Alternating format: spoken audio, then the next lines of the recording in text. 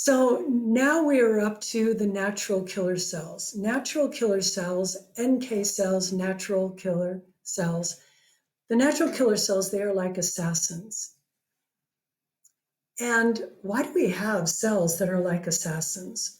Well, neutrophils are amazing at killing bacteria. They are really good at it. And the reason they can be so good at killing bacteria is that bacteria is such a different form of life that um, we can program cells like neutrophils to know that if you see a certain molecule, it's not a human cell and kill it. However, the human body has other problems that are not caused by bacteria. And so we need a different approach. One of the reasons that we have natural killer cells is that sometimes our own cells will turn into cancer cells. If our own cells have turned into cancer cell, we need the natural killer cell to be able to identify it and ask it to die. Natural killer cells will also kill cells that have been taken over by virus cells. So there are two times that human cells need to be killed. And natural killer cells are the front lines for killing the cells that need to die. Do they look like this guy? No, they do not. They look like, that yellow cell there. Okay. So over here on the lower left, we have got a yellow cell, which is a natural killer cell, and a giant pink cell, which is a cancer cell. And what you are witnessing is the way a natural killer cell would kill a cancer cell, or very similar, kill a virus cell. Let's look at that. Natural killer cells, they will destroy cells that are infected by viruses or infected by intracellular bacteria, so the neutrophils can't see them.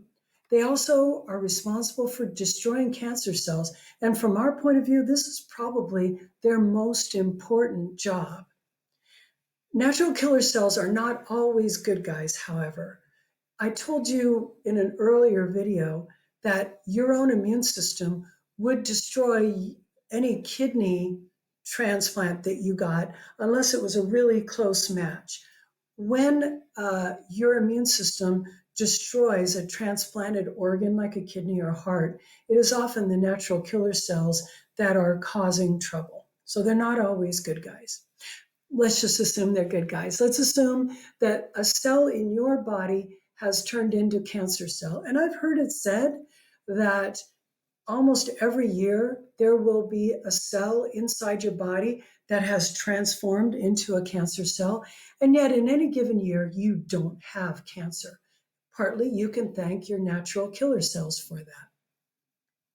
Your natural killer cells don't just go up there and like kill it though. Your natural killer cells will put a small tunnel through the cell membrane, and then they will place a special molecule. You don't have to know this name for my exam. And that molecule is going to end up going into the cell. The cancer cell will get the message that's being sent by this particular molecule, granzyme, and that will convince this cell to commit suicide. When a cell commits suicide, it's not called suicide, it is called apoptosis.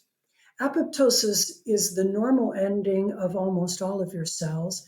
And when cancer cells are convinced to commit apoptosis, that cell will just package itself up, make itself smaller and smaller and smaller until it is so small and helpless that it is easily eaten by a cell called a macrophage. Monocytes, one of the cells they will turn into are macrophages, and then the cell is gone. Here's one of the neat things.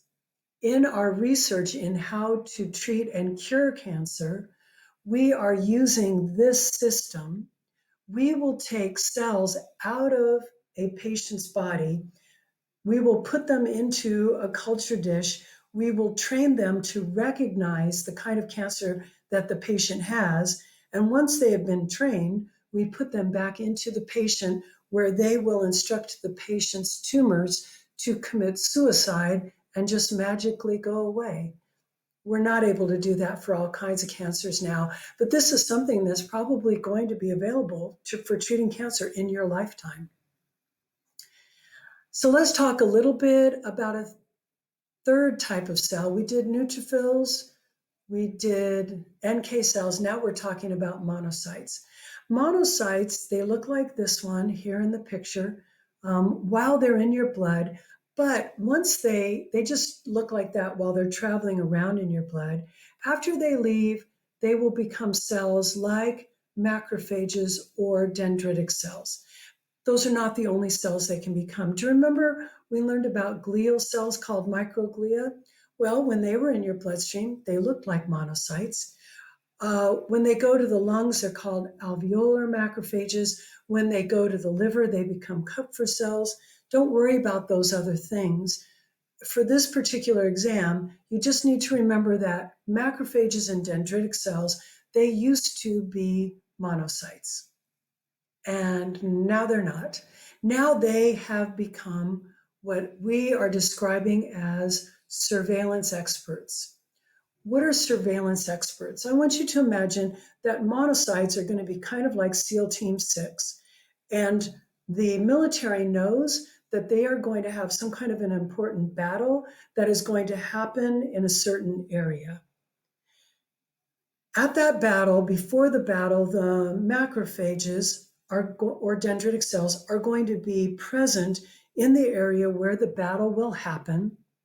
And they're just going to hide on a mountaintop and they're going to watch what's going to happen.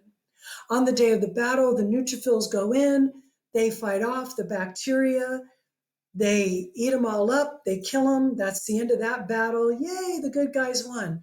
On a day like that, these monocytes that have become macrophages or dendritic cells are still Team 6 that are hiding there. They're not going to do anything. They're just going to be watching from far away.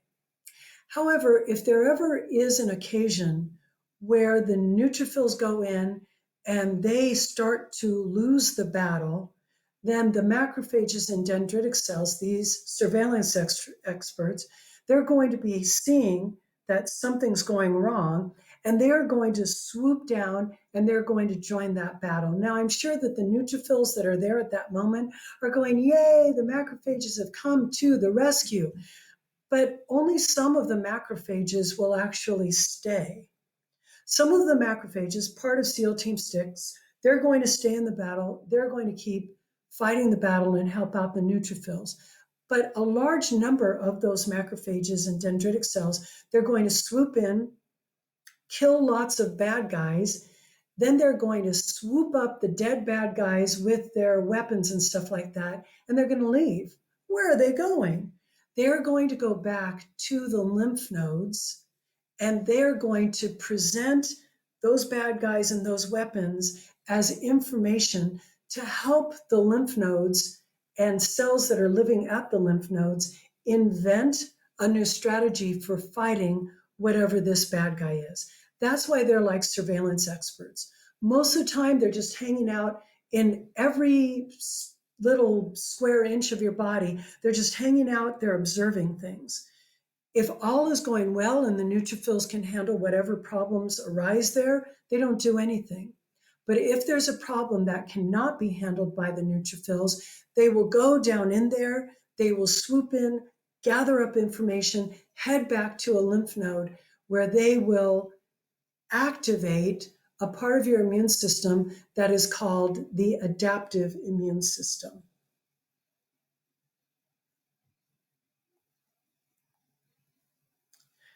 The adaptive immune system is going to rely on lymphocytes. Now, lymphocytes, they all kind of look like this when you look at them through a microscope. If I'm looking at that kind of cell through the microscope, it might be an NK cell. About 5% of those are NK cells, but there's an 80% chance that that cell that I'm looking at is a T cell, and the rest of them are going to be B cells. The T cells and the B cells, they are very important parts of what's called the adaptive immune system. The adaptive immune system is something that life forms on planet Earth that have got a backbone. We can do this, but the rest of the organisms on planet Earth, they can't do that. And we will talk about that part of our immune system in our next lecture.